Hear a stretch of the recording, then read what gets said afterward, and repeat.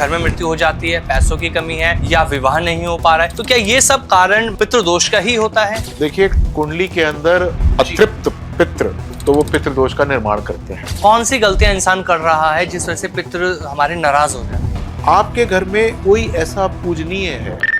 अगर मैं अपने माँ बाप को तंग कर रहा हूँ, उन्हें परेशान कर रहा हूँ और उनकी इज्जत नहीं कर रहा, तो मेरी आने वाली जो पीढ़ियां हैं तो उनकी कुंडली में ये दोष देखने को मिल सकता है। जब माँ बाप चले जाते हैं उसके बाद भी उनकी आत्माएं जो हैं वो तृप्त नहीं होती। उनको लगता है कि हमारी कोई रिस्पॉन्सिबिलिटी थी।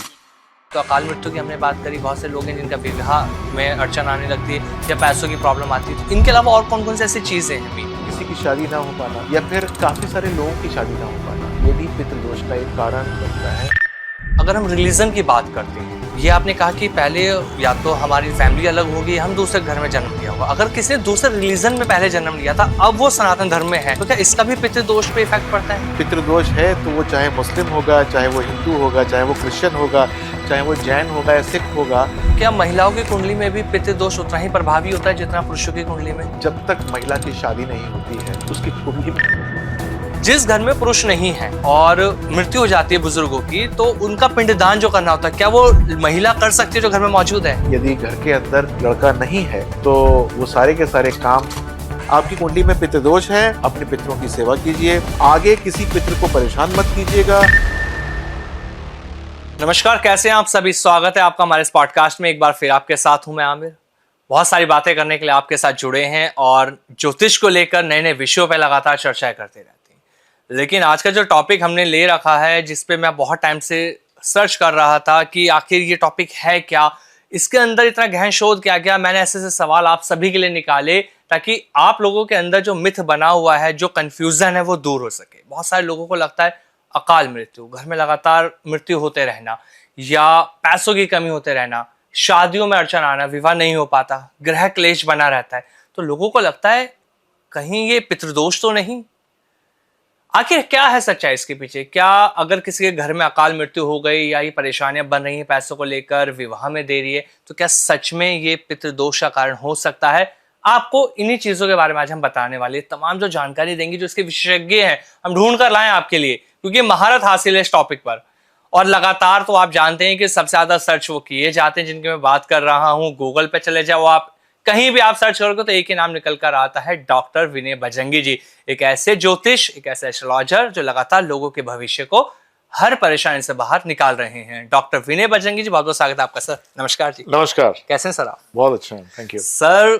आज का जो टॉपिक है ना, मैंने भी बहुत रिसर्च करी, आपसे बहुत सारे सवाल लेने थे और लोगों की बहुत डिमांड आ रही थी। जितने पॉडकास्ट हम कर चुके हैं, लोगों के कमेंट्स आ रहे थे कि ऐसा ऐसा हमारे साथ होता है, कहीं ये पितृदोष तो नहीं।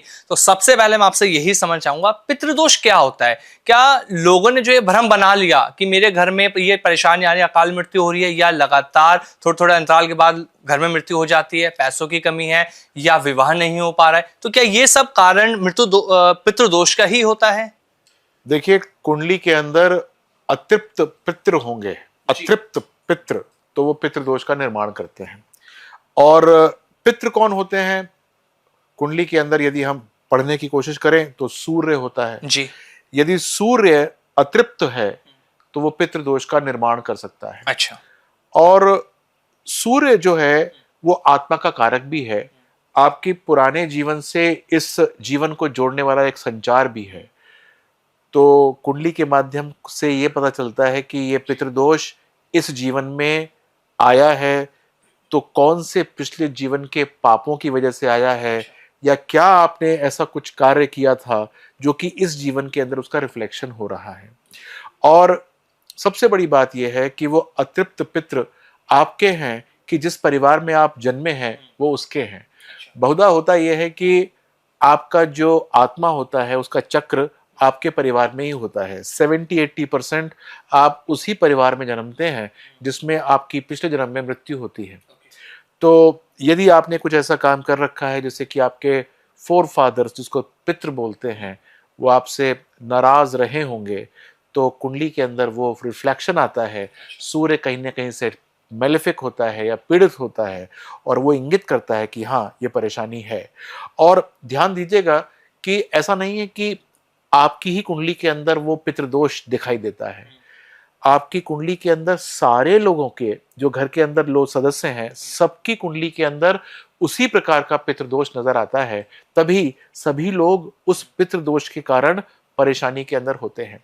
मान लीजिए कि एक कुंडली में एक भाई के पितृदोष है और एक भाई के पितृदोष नहीं है, तो इसका मतलब बहुत सिंपल सी बात यह है कि एक भाई जो है वो इस परिवार का नहीं है, यानी कि उसकी आत्मा इस परिवार की नहीं थी पिछले जीवन में, और एक की है।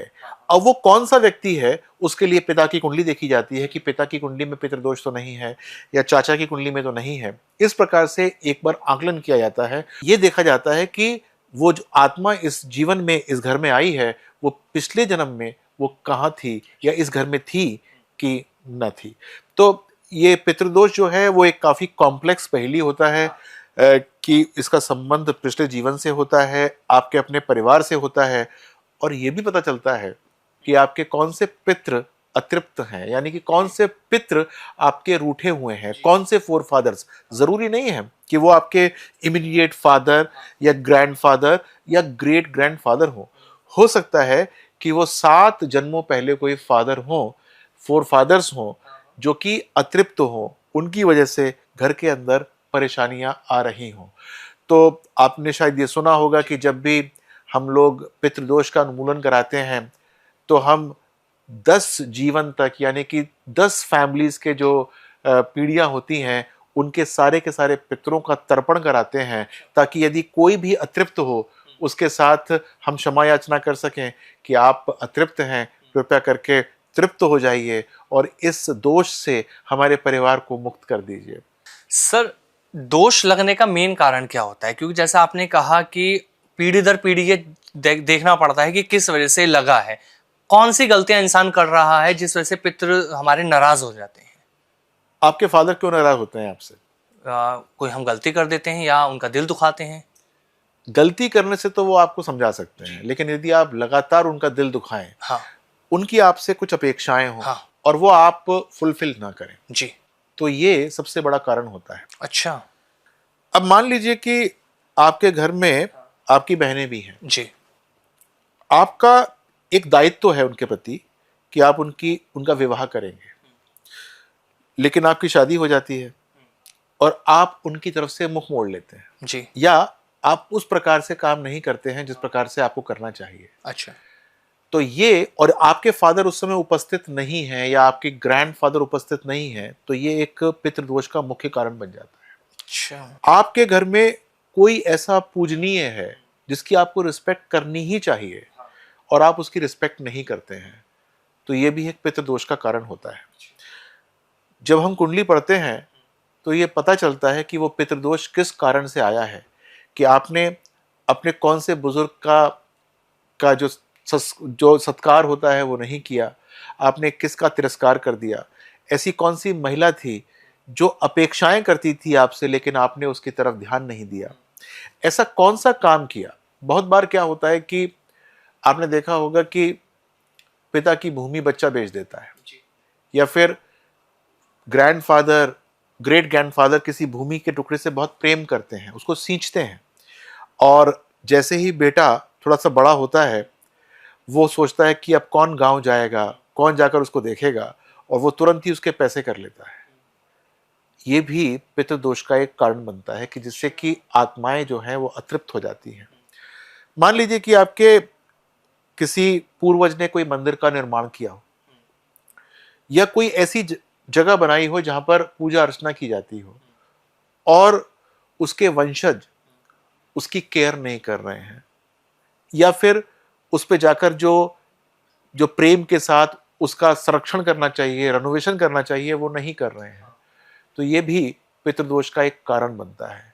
तो आपने अपने फोर फादर्स की प्रॉपर्टी बेच दी, या उनकी प्रॉपर्टीज की आपने सेवा नहीं करी, आपने अपने किसी फोर फादर की रिस्पॉन्सिबिलिटी को नहीं पूरा किया, आप उनके द्वारा दिए हुए सब चीजों को तो भोग रहे हैं, लेकिन आप उनकी रिस्पॉन्सिबिलिटी को अनदेखा कर रहे हैं, तो ये उनको रुष्ट कर देता है, परेशान कर देता है। अब आपको तो ये बात पता चलती नहीं है, लेकिन वो आपकी कुंडली के अंदर छप जाती है और जन्म दर जन्म जो है वो आती रहती है। और जैसा कहा जाता है कि जैसा पिता होगा वैसा ही पुत्र हो जाता है। मान लीजिए कि एक पिता ने अपने ग्रैंडफादर की बातों को नहीं समझा या उनकी चीज़ों की उसने वो चीज़ जो करनी चाहिए थी वो नहीं करी, तो उसका बेटा जो होगा वो भी नहीं करेगा, उस बेटे का बेटा होगा वो भी नहीं करेगा, वो जानता ही नहीं है। हाँ, लेकिन सबकी कुंडली के अंदर वो पितृदोष आना शुरू हो आना जाएगा। शुरू हो जाए। यानी कि एक समय ऐसा आएगा जब वो आत्मा इतनी त्रस्त या परेशान हो जाएगी, वो कहेगी कि मुझे अब सबको श्राप देना है या मुझे सबको परेशान करना है। तो अब समझ जाइए कि आपके घर में कुछ ऐसी बात है, कुछ ऐसी अतृप्त आत्मा है जिसका जिसको सत्कार की जरूरत है, आपकी रिस्पेक्ट की जरूरत है। और तभी कहा जाता है श्राद्ध किया जाता है। श्राद्ध का मतलब कुछ और नहीं, श्रद्धा है। आपके पूर्वजों पे जो आप श्रद्धा करते हैं वो आप जाकर उनसे कहते हैं कि आपको जो भी आपके मतलब मेरी तरफ से जो भी रूल्स एंड रेगुलेशंस हैं या फिर आपको जो कुछ भी देना था और जो आप नहीं दे पाए और जो मेरा दायित्व बनता है मैं उसको पूरा करने को तैयार हूँ।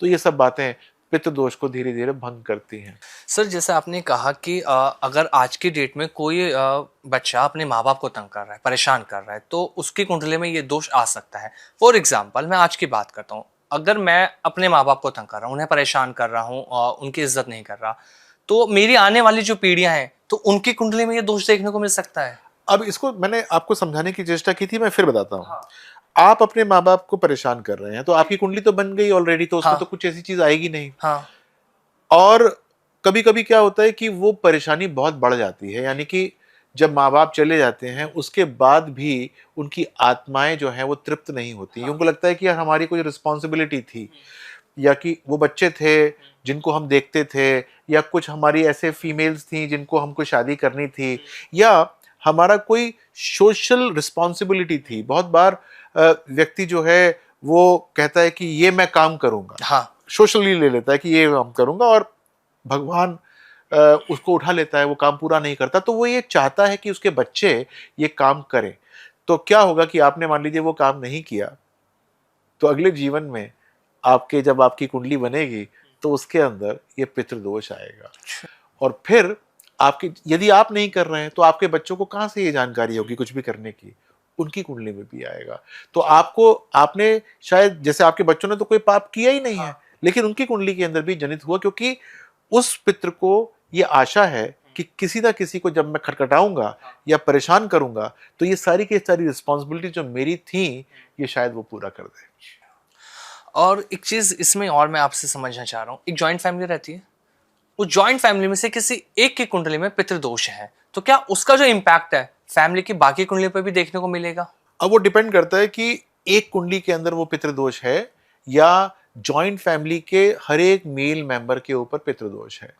तो ये बात बहुत समझने की है कि वो अगर सपोज सिर्फ एक कुंडली के अंदर पितृदोष है, तो जैसे मैंने पहले बताया कि वो इस परिवार का व्यक्ति नहीं है, वो इस परिवार के अंदर इंसर्ट होके आया है, तो उसको अपना ही तर्पण करना चाहिए ताकि जो उसकी पहले कोई रिस्पॉन्सिबिलिटी थी वो समाप्त हो जाए। मान लीजिए कि उस परिवार के अंदर 4-5 लोगों को पितृदोष है, तो उनको तो सामूहिक रूप से ही पितृदोष का उन्मूलन करना चाहिए, वरना घर के अंदर कभी ना कभी ऐसी समस्याएं आनी शुरू हो जाती हैं जिसका निवारण हो ही नहीं पाता।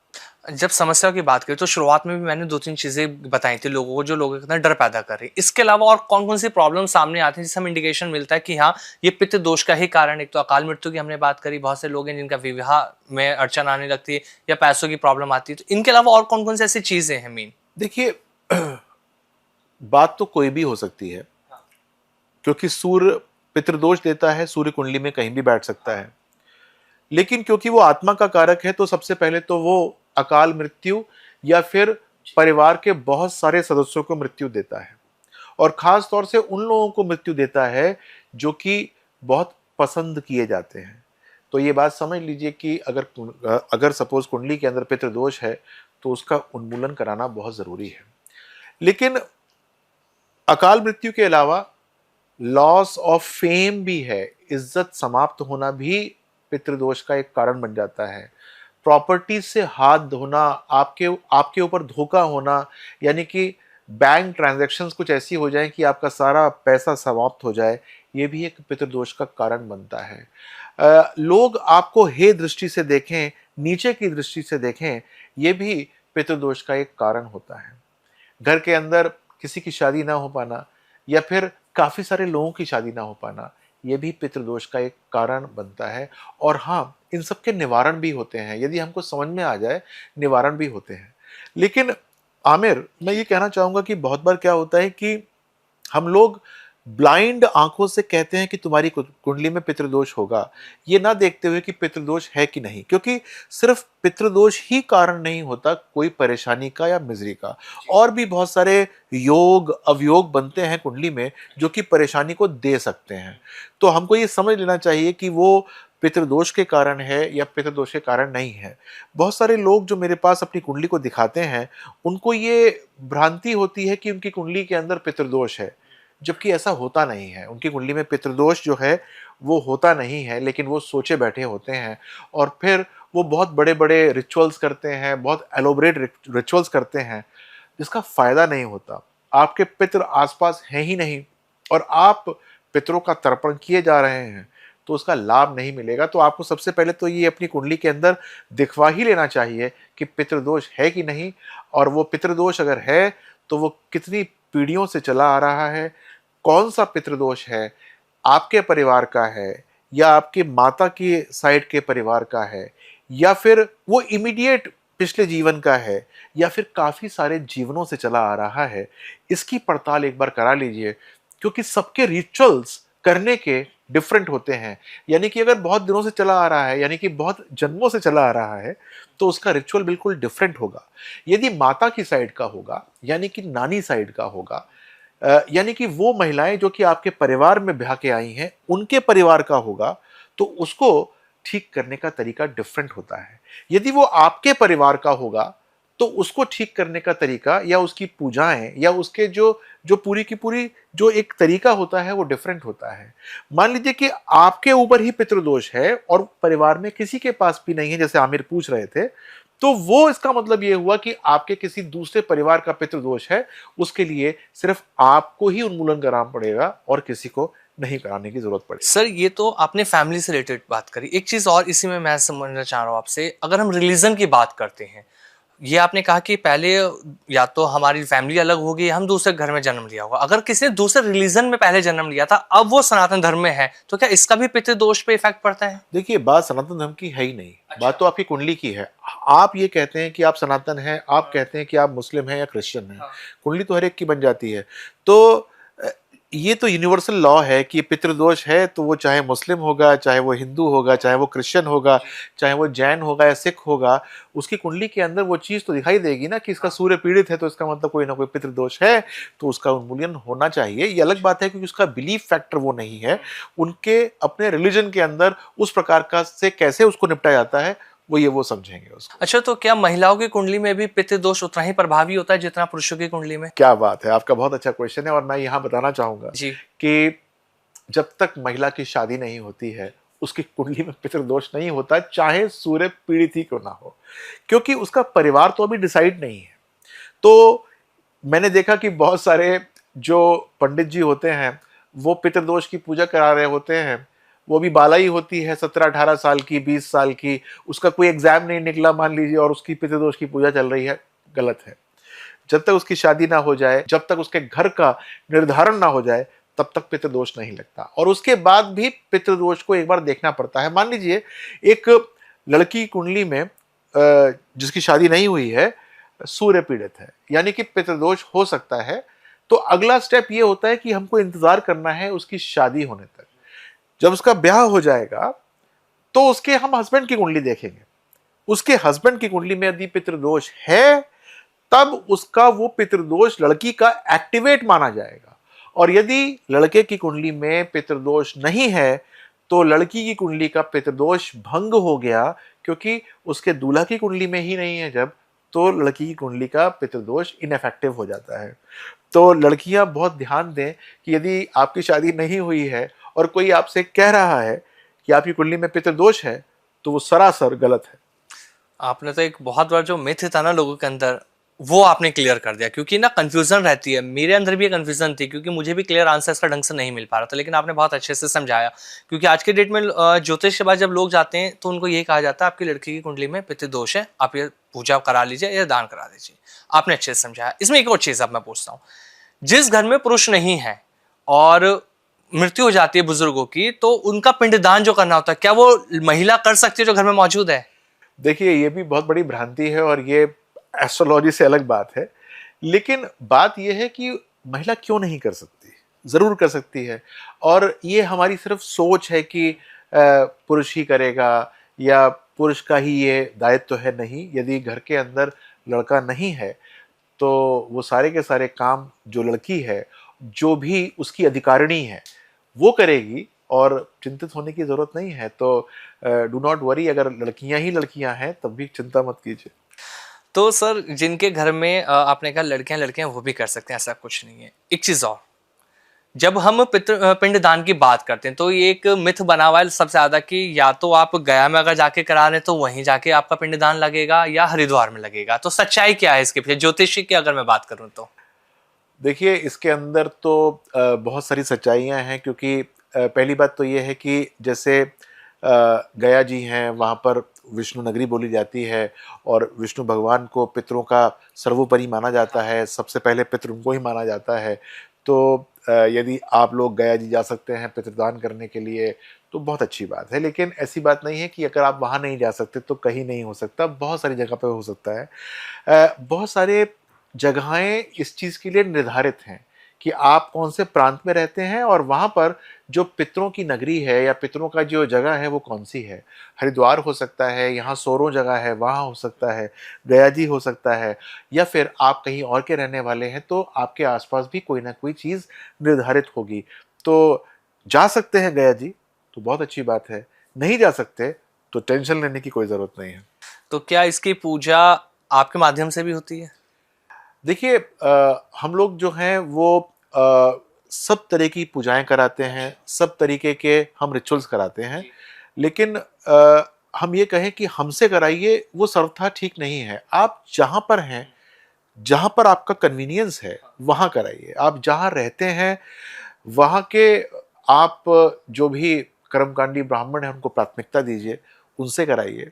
आपके पास ये परेशानी है कि आप आ नहीं सकते या आप जा नहीं सकते या आपका कोई बिलीफ फैक्टर किसी पे कम है, तो हम बैठे हैं। अच्छा, जो लोग फॉरेन में रहते हैं उनके लिए बहुत बड़ा सवाल ये रहता है कि हम कैसे पिंडदान करें, तो उनके लिए क्या रास्ता है ज्योतिष में? अरे, उनके लिए रास्ता ये है कि आइए ना।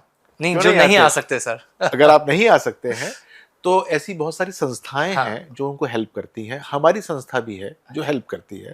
यानी कि आप मान लीजिए कि यूएसए में रहते हैं तो वहां बैठ के भी ये सब काम कर सकते हैं। लेकिन बात यह है कि आप या तो आ नहीं सकते, और अगर आ सकते हैं तो फिर कोई चिंता वाली बात नहीं है। नहीं आ सकते हैं तो हमारी संस्था आपकी मदद कर सकती है। अच्छा सर, ये तो आपकी संस्था भी मदद कर सकती है और भी बहुत सारे लोग हैं जो करते हैं। एक चीज और सवाल अभी आया जस्ट मेरे जहन में, बहुत सारे लोग ये कहते हैं कि जब हम सोते हैं, जब हमें सपने आते हैं ना पितरों के, तो ये भी एक तरह से संकेत हो जाता है। तो क्या ये सच है, अगर हमें अपने पितृ दिख रहे हैं सपने में तो हमारे ऊपर पितृ दोष लगा हुआ है? जरूरी नहीं है कि आपके ऊपर पितृदोष लगा हो यदि आपको अपने पितरों के सपने आते हैं। ये हो सकता है कि आपका मन भारी हो सकता है कि आपको ये लगता हो कि यार मैंने कुछ ना कुछ तो गलत किया है और मैं अभी तक मैंने अपना ऋण नहीं चुकाया है। जब आपके मन में ये ख्याल आता है और बार बार आता है तो फिर आपको आपके पितृ नजर आने शुरू हो जाते हैं। तो ये बात हो सकती है कि आपका मन ही अभी भारी हो। तो कभी ऐसा मन भारी हो तो क्या देर लगती है, आप जो हैं वो उन्मूलन कराइए ना उसका। अपने पितरों की पूजा कराइए, पितरों की पूजित करिए, उनको उनका सम्मान कीजिए, श्रद्धा भाव से जो उनको अर्पण करना है वो अर्पण कीजिए। लेकिन उससे पहले ये देखिए कि उनकी ऐसी कौन कौन सी चीजें हैं जिनकी आपने अनदेखी कर रखी है, या फिर आपको करना चाहिए था, आपका दायित्व था लेकिन आपने उसको देखा नहीं है। यदि आप उसको ठीक कर सकते हैं, मान लीजिए कि कोई पुरानी हवेली है, मान लीजिए, या पुराना कोई मकान है, पितरों का है, आपके फोर फादर्स का है, आप वहाँ जाते नहीं, कभी हो आया करिए, वहाँ पर कुछ झाड़ू पोछा लगा के बैठ जाया करिए। वहाँ पर कुछ ऐसा काम करिए, कोई अगरबत्ती जलाइए, कुछ दिया जलाइए, कुछ लाइट जलाइए, ताकि उसको लगे कि वो आबाद कर रखा है। खुद सोचिए आप कि आपने बहुत मेहनत से, बहुत मन से कोई मकान बनाया, बहुत मन से। और उसके आपके पश्चात आपका बच्चा या उसका बच्चा उस मकान की बिल्कुल अनदेखी कर दे और बिल्कुल ना जाए वहां पर, और आपकी आत्मा वो देख रही होगी, तो आपको कैसा लगेगा कि यार मैंने इतनी मेहनत से ये बनाया था और उनके लिए बनाया था जो उसका भोग करते हैं, लेकिन ये तो ठीक नहीं कर रहे हैं। तो आपका मन जो है वो कुंदन करना शुरू कर देगा, परेशान होना शुरू हो जाएगा, और एक समय आएगा जब आप श्राप देना आरंभ कर देंगे। तो ऐसा श्राप आपको नहीं लेना चाहिए। तो आपको जो भी अपने पितरों के कर्तव्य हैं वो पूरे करने चाहिए। सर अगर कुंडली में पितृदोष है, इसके लिए आपने एक चीज कही थी कि हमें पिंडदान करना चाहिए, ठीक है ना। बहुत सारे लोग होते हैं जो पिंडदान करते हैं, लेकिन उसके बावजूद भी उनकी कुंडली में से दोष नहीं हट पाता। इसके पीछे कारण क्या हुआ फिर? तो आपको क्या लगता है कि आपने एक बार कोई चीज पढ़ ली चैप्टर में से, तो वो वहां से गायब हो जाती है क्या? जब कुंडली आपकी बन गई, हाँ। तो बन गई। वो तो आपको बताया गया कि ये जो प्लेसमेंट ऑफ स्टार्स हैं, हाँ। वो आपको पितृदोष दे रहे हैं, तो आपको ये काम करना है। ये थोड़ा ना कह रहे हैं कि आप जब काम कर लेंगे तो वहां से तो वो गायब हो शांति नहीं जाएगा। होगी उनकी। अगली बार जब आप पैदा होंगे तब देखा जाएगा कि आपका जो आपने जो ये काम किया था वो कितना इफेक्टिव हुआ, भगवान उससे कितने खुश हुए, पितृ आपके कितने खुश हुए, और उन्होंने उसको वहां से हटाया कि नहीं उठाया। इस जीवन में तो वो आपको हमेशा नजर आता रहेगा कि आपके पास पितृदोष है। तो सर फिर पिंडदान करने का फायदा क्या हुआ? पितृदान का फायदा आप खुद सोचिए ना, कि आपने मान लीजिए कि साइंस की किताब में से Newton law, first law of motion पढ़ लिया, हाँ। तो क्या वो वहां से मिट जाता है? वो वहां लिखा रहता है ना। तो आपकी कुंडली तो एक एक आपका टाइम जो था, मान लीजिए कि आप पैदा हुए सन 2001 में, 1 जनवरी सन 2001 को, तो उस समय जब आपकी आत्मा इस पृथ्वी पे आई, तो आपने जो भी क्रियाकलाप अपने पिछले जन्म में अच्छे किए थे, खराब किए थे, उसका आईना है आपका जो कुंडली है। वो ये कहती है कि आपने ये काम अच्छा नहीं किया था, ये काम अच्छा किया था, आपने ये चीज पूरी नहीं की थी, इस चीज के अंदर आप रह गए। ये आपको वो बता रही है। ये थोड़ा ना कह रही है कि जब आप ठीक कर देंगे तो मैं इसी जीवन में मिट जाऊंगी। वो तो आपके लिए एक आपके अगले 100 साल का एक जीने का एक पूरा मापदंड दिया है कि आपकी कुंडली में पितृदोष है, अपने पितरों की सेवा कीजिए, आगे किसी पितृ को परेशान मत कीजिएगा, जो आपके साक्षात माता पिता हैं उनको परेशान मत कीजिएगा। और जब आप ये सब चीजों को करना शुरू करते हैं तो आपकी रिकॉर्डिंग ऊपर चल रही होती है कि आपने क्या कर दिया, क्या नहीं कर दिया, क्या चीज छोड़ दी, क्या नहीं छोड़ दी। यानी कि जब देहावसान हो जाएगा व्यक्ति का और अगली बार पैदा होगा, पिछले जीवन में पितृदोष था, तो इस जीवन में जरूर संभावना होगी कि वो हट जाएगा। तो अगर पितरों की शांति वो करा रहे हैं तो पितरों को मोक्ष मिल जाएगा, ये कैसे पता लगे? ये किस जीवन में जाके पता लगे? जैसे आपने ये चीज अभी कही देखिए, कि मैं आपको वही बता रहा हूं कि ये सब कुंडली से पता चलता है कि आपकी कुंडली में जो पितृदोष है वो किस कारण से है। मैं आपको बार बार कहने की कोशिश कर रहा हूं कि वो ऐसे नाराज नहीं है आपसे कि मेरे को तुम पिंडदान कर दो, मेरा हाँ। काम हो जाएगा। वो आपसे कह रहे हैं कि बेटा, तुमको अपनी उस बुआ की मेहनत करनी चाहिए थी, सेवा करनी चाहिए थी। वो तुम्हारी दादी थी एक, तुमने उसकी सेवा नहीं करी। वो कहती है कि उस दादी का खानदान अभी भी हल्का है। वो कहते हैं कि तुमने मेरा मकान ठीक तरीके से नहीं रखा। वो कहते हैं कि मैंने वहां पर कहीं धन छुपाया था, तुमने उसको निकाला नहीं, तुमने उसको छोड़ दिया। वो ये कहते हैं कि जो मैंने कुछ खेत, बागवान, बगीचे उगाए थे, तुम उसकी देख रेख नहीं कर रहे हो। कुंडली में ये पता चलता है कि क्या चीज से वो आपसे रुष्ट हैं। पिंड दान करना एक प्रोसेस है, लेकिन उस प्रोसेस से पहले आपको यह समझना चाहिए कि कौन सी चीज से वो रुष्ट हैं। एक बार वो रुष्ट पता लग जाते हैं तो वो काम करना शुरू करते हैं। अच्छा। जब एक बार वो आप काम खत्म करते हैं, उसके बाद आप कहते हैं कि वो मैंने सब काम कर दिया जिसकी वजह से आप रुष्ट थे, अब मेरी ये तर्पण स्वीकार कीजिए, मेरा अध्याय समाप्त हो गया। यानी कि जब मैंने अपना काम कर दिया, अब उसकी नोटिंग हो जाती है कि हाँ, आपने ये काम कर दिया। यानी कि अगले जीवन में जब आपकी कुंडली दोबारा बनेगी तो उसमें से संभव है कि पितृदोष खत्म हो जाए। क्योंकि हो सकता है कि आप कह रहे हो कि मैंने कर दिया और वो ऊपर वाला समझ रहा हो कि अभी कुछ रह गया है इसमें।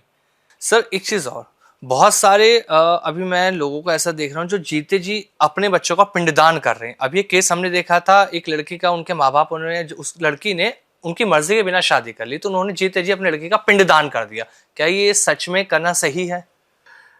देखिए, पिंडदान का मतलब होता है, पिंडदान का मतलब होता है कि हमने तुमसे अब छुट्टी पाई। हाँ। अब हमारी रिस्पॉन्सिबिलिटी तुम्हारे पास से खत्म। जी। इसका ये मतलब होता है। तो एक लड़की ने मान लीजिए कि माँ बाप की आशाओं के विरुद्ध, अपेक्षाओं के अलग हाँ। शादी कर ली। हाँ। अब वो बेचारे क्या करें? वो कहते हैं कि तुमसे हमारा कोई रिश्ता नहीं है, हमने तुम्हारी पिंडदान ही कर दिया, you are not a part of our family. ये बेसिकली उसको उल्हाना देने की बात है, अपने मन को थोड़ा सा पॉजिटिव करने की बात है, लेकिन इसका कुछ एस्ट्रोलॉजी से कोई लेना देना नहीं है। और एक चीज और सर, जिन लोगों के ऊपर पितृ दोष लगा हुआ है, अब वो कौन से ज्योतिषी उपाय भी कर सकते हैं पिंडदान के अलावा, जिससे ये शांत हो जाए? देखिए, सूर्य को एलिवेट करना है। हाँ। सबसे पहले तो सूर्य को, और सूर्य कौन होता है? आपका कॉन्फिडेंस होता है। हाँ। सूर्य जो होता है वो आपकी अथॉरिटी होती है। सूर्य होता है वो आपका आत्मबल होता है। तो यदि आपका सूर्य कुंडली में पीड़ित है, कौन से ग्रह से पीड़ित है, तो हमको कैसे उसको एलिवेट करना चाहिए? मान लीजिए कि सूर्य जो है वो राहु से पीड़ित है, यानी कि आपके सपने आपके पेरेंट्स को या आपके पितरों को पसंद नहीं है। आप बहुत लंबी लंबी छोड़ने वाले व्यक्ति हैं। अच्छा। आप धरातल पर रह के काम नहीं करते, जिसके कारण से वो आपसे रुष्ट हैं। वो जो आपसे चाहते थे कि आप ये काम करते, आपने वो तो नहीं किया, लेकिन बातें आपने आप बहुत बड़ी बड़ी कर दी। बातें मैं ये कर दूंगा, मैं वो कर दूंगा, लेकिन आपने धरातल वाला ही काम नहीं किया। तो इसका मतलब ये हुआ कि सबसे पहले तो जो जो आप ये जो गपबाजी करते हैं राहु के चक्कर में, उसको थोड़ा सा कम करिए। और ये देखिए कि आपने क्या चीज उनकी अपेक्षाओं की पूरी नहीं की। अब ये एसोसिएशन देखा जाता है कि राहु कौन सी डिग्रीज में है, कौन सी राशि के अंदर बैठा हुआ है, कौन से नक्षत्र के अंदर बैठा हुआ है, ताकि हम देख पाएं कि आपने किस चीज के अंदर जो आपको काम करना चाहिए था वो पूर्ण रूप से नहीं किया। वो हम फिर कहते हैं कि ये काम करना शुरू कीजिए, इससे आपका पितृदोष जो है वो हल्का। अच्छा सर, जैसे आपने राहु ग्रह की अभी बात करी है, राहु ग्रह का भी संबंध आपने पितृदोष में बताया है। इसके अलावा कौन कौन से ऐसे ग्रह हैं जिनका पितृदोष में संबंध देखा जाता है? हर एक ग्रह का। हर ग्रह कोई का? ऐसा ग्रह नहीं बचा जो कि पितृदोष ना देता हो। यदि ग्रह मैलेफिक है, हाँ। यानी कि एक नेगेटिव ग्रह है, सूर्य के साथ जाकर भिड़ गया, हाँ। या सूर्य को दृष्टि दे दी, या सूर्य के की कक्षा के अंदर पहुंचा हुआ है, तो वो पितृदोष दे सकता है। ये डिपेंड करता है कि वो ग्रह अपनी कौन सी अवस्था के अंदर है। मान लीजिए कि हम कहते हैं कि जुपिटर जो है वो बहुत अच्छा ग्रह है। सब लोग जानते हैं कि जुपिटर बहुत काइंड ग्रह है, लेकिन अगर कुंडली के अंदर जो जुपिटर है वो अष्टम भाव का अधिपति है, या 12th हाउस का अधिपति है, या फिर 3rd हाउस का अधिपति है, या 6th हाउस का अधिपति है, और वो जाकर सूर्य के साथ बैठ गया है, तो वो सूर्य को पितृदोष दे रहा है। और वो सूर्य को जो पितृदोष दे रहा है वो बड़ा खतरनाक जो पितृदोष है उसको दे रहा है, क्योंकि जुपिटर जो होता है वो मेटिकुलस प्लानर होता है। वो बहुत आराम से मानता नहीं है, यानी कि आप सोचें कि वो आराम से मान जाएगा, आप छोटी मोटी पूजा कराएंगे तो वो मान जाएगा, नहीं। आपको वास्तव में अपने कर्मा करेक्शन करने होते हैं, अपने आप को बिल्कुल एक नए संचार में लेकर आना होता है। एक बार आप नए संचार में ले आए तो बहुत अच्छा हो जाता है। सर एक चीज और मैं आपसे जानना चाह रहा हूँ इसी में, किसी घर में नया बच्चा पैदा जब होता है तो उसकी कुंडली बनवाई जाती है, तो क्या जन्म के बाद जो कुंडली बनवाई जाती है उससे पता लग जाता है कि इस बच्चे की कुंडली में पितृदोष होगा, या ये बाद में एक्टिव होता है? कुंडली के अंदर एक्टिवेशन डीएक्टिवेशन बात की बात है, लेकिन जब कुंडली बनती है तो पता लग जाता है कि जो है वो ये पितृदोष कुंडली में है कि नहीं। सबसे पहले तो ये देखते हैं हम कि ये बच्चा कहाँ से आया है। हाँ। आपके परिवार का है या किसी और परिवार का है, ये भी कुंडली से पता लग कुंडली जाता से है? पता लग जाता है।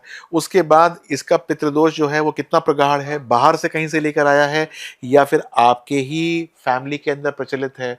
तो ये सब चीजें जब देखी जाती हैं तो फिर उसको बताया जाता है कि ये काम करो भाई, इससे ये बच्चा भी ठीक होगा और आपका परिवार भी ठीक हो जाएगा। अच्छा, कोई जनरल अगर मैं रेमेडी की आपसे बात करूं, जो लोग परेशान रहते हैं कि भैया पितृदोष है, कुंडली में सब कुछ कर लिया फिर भी टेंशन रहती है, तो उसके लिए आप क्या कहना चाहेंगे?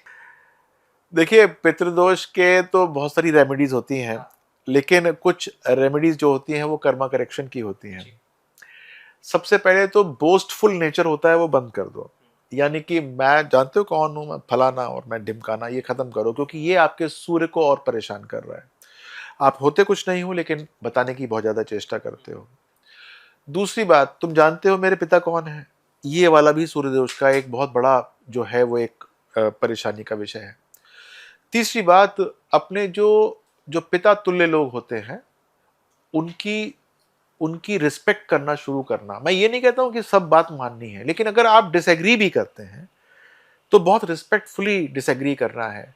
ऐसा नहीं है कि आप उनके साथ किसी प्रकार का संवाद करना शुरू कर दें और उनसे जीत जाएं, राइट? जीतना उद्देश्य नहीं है। अपनी बात को एक सेंटेंस में, दो सेंटेंस में रखना उद्देश्य होना चाहिए। उसके बाद आपको उनके साथ बहस के अंदर नहीं फंसना चाहिए।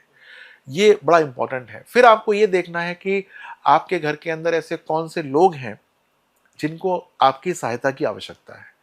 ऐसे बहुत सारे लोग होते हैं जो कि बहुत सारे बाहर के लोग सहायता करते हैं, आप सहायता नहीं करते हैं। तो आप ये देख लीजिए कि उठा के कौन-कौन से ऐसे लोग हैं। ख़ास तौर से ऐसी बहुत सारी लेडीज़ होती हैं जिनके हस्बैंड नहीं रहते या बच्चे नहीं रहते। वो परेशान होती हैं, आप उनको 1000-2000 रुपए भी महीने नहीं देते हैं और वो मोहताज हो जाती हैं। ये भी एक एक ऐसा काम है जो आपको करना ही चाहिए। ये भी पितृदोष को समाप्त करने की बात करता है। ये जनरल रेमेडीज़ हैं। इसके बाद पेड़ उगाइए, पीपल के पेड़ उगाइए। ये जो है पितृदोष को समाप्त करता है। कहीं पर आपको लगता है कि कोई पेड़ जो है वो असहाय हो गया है, सूख रहा है, उसको जल दीजिए, उसको खाद दीजिए, ये काम करना शुरू कीजिए। कोई आपको लगता है कि ऐसा ऐसा व्यक्ति है जो कि बहुत पढ़ा लिखा है और बहुत ज्ञानी है, लेकिन वो परेशान है, त्रस्त है, ज़माना उसकी तरफ देखता नहीं है, तो आपको उसकी मदद करनी चाहिए। ये भी पितृदोष को भंग करने का एक बहुत सारा तरीका होता है। तो बहुत सारे तरीके हैं नाना प्रकार के। आपकी कुंडली में कौन-सा फिट बैठता है, ये तो मैंने आपको जनरलाइज़ बता दिए, लेकिन कुछ स्पेसिफिक होते हैं, वो कुंडली देख के पता चलते हैं। बिल्कुल, वो कुंडली से ही पता चलेगा। और अब भी अगर आपके मन में कोई सवाल है, मैं जो भी व्यूअर्स देख रहे हैं उससे यही कहूँगा, सर उनके मन में जो भी सवाल है ज़रूर पूछ लीजिए, क्योंकि सर हर सवाल का जवाब बहुत सरल तरीके से दे रहे हैं। मुझे बहुत मज़ा आता है सर से सवाल करने में, क्योंकि सर आपका अंदाज़ एक तो बहुत निराला है। आप लोगों को भ्रमित नहीं करते। मैं कोशिश करता हूँ कि आप कुछ निकालें ऐसा, लेकिन नहीं, आप वही चीज़ बताते हैं जो लोगों के काम की है। आप आज की डेट में जो चल रहा है ज्योतिषियों का, आप उससे एकदम अलग। तभी लोगों को आपके ऊपर बहुत ज़्यादा ट्रस्ट है, सबसे ज़्यादा आपको लोग पसंद करते हैं और हर जगह आपको सर्च किया जाता है, वायरल रहते हैं। भगवान की कृपा है। ऐसे ही सर हम चाहते हैं कि लोगों के बीच में जो भी सवाल उनके बने वो हमें कमेंट करके बताएं, ताकि हम आपसे अगले पॉडकास्ट में भी पूछ सकें, उनकी परेशानियां दूर हो सकें। बहुत बहुत धन्यवाद सर। और मैं कोशिश यही करूंगा कि अगले पॉडकास्ट में कुछ नया लेकर आऊं, ताकि लोग अच्छे से अपने जीवन को बदल पाए। नमस्कार सर। धन्यवाद।